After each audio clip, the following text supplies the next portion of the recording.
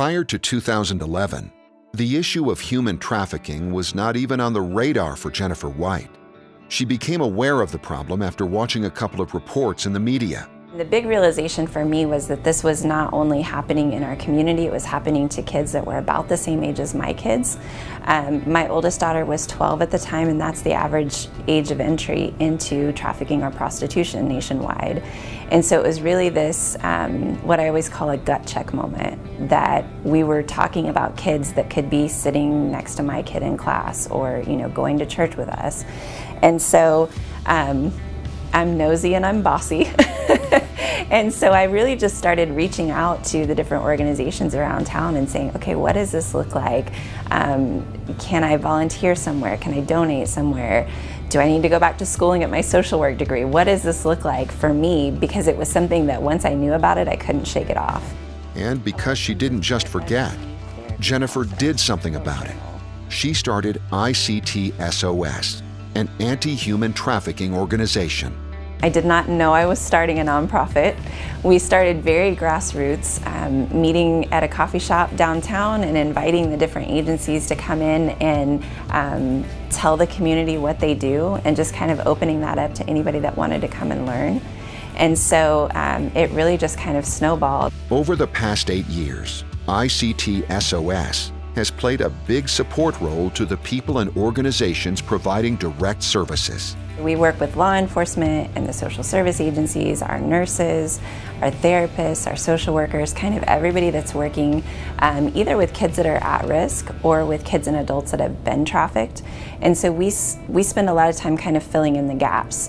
Early on, one of the voids that became apparent was the need to educate young people.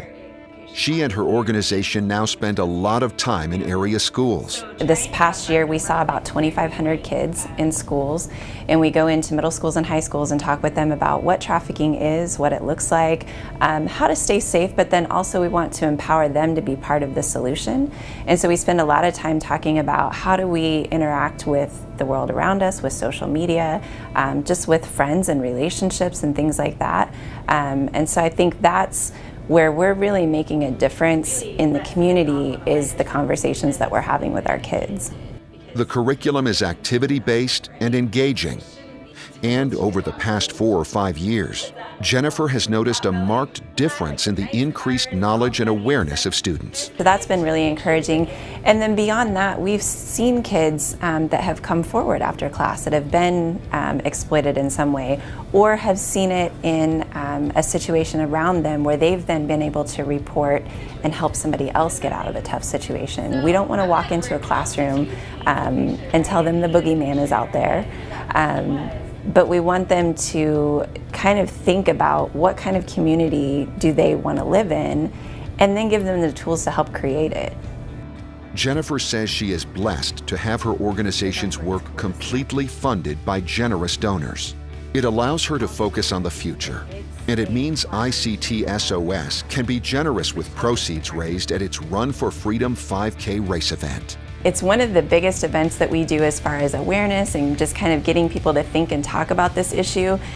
The thing that I love about it is we don't keep the funds. It raises somewhere between $20,000 and $30,000 a year, and we pick a different agency each year that we know is doing really great work with our survivors or with at-risk kids in our community, and we donate the funds to them. It's been quite a journey for Jennifer. Her world has flipped from living in a bit of a bubble to being immersed in some really awful aspects of life. She says the experience has made her more empathetic and compassionate with others, including friends and family. I think that the other thing that I've learned is people are insanely resilient. I've come across people over the years that if I had been through what they had been through, I would be under a rock somewhere. And they're going to school and working and raising a family and, just thriving past whatever trauma they've been through. And it just amazes me at what the human spirit is capable of. Jennifer White, the 2019 Russ Meyer Community Leadership Award winner.